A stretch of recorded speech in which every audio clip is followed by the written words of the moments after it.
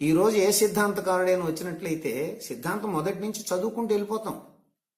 అక్కడ వాక్యం ఏంది, ఇక్కడ వాక్యం ఏంది, నేను దాన్ని తర్కంలో సెలెక్టివ్ సైటింగ్ అంటారు, అవి చేయను.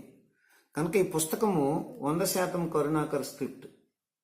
దీంట్లో నా పాత్ర మొదటి నుంచి ఉంది. స్క్రిప్ట్ తెచ్చిన తర్వాత బుక్ ఫామ్ చేయటం దగ్గర వరకు ప్రతి విషయంలో కూడా నేను కూడా ఉన్నాను. స్క్రిప్ట్లో నేను లేను. ఇక్కడ మీరు క్లియర్గా ఉండాలి, స్క్రిప్ట్ అతందే.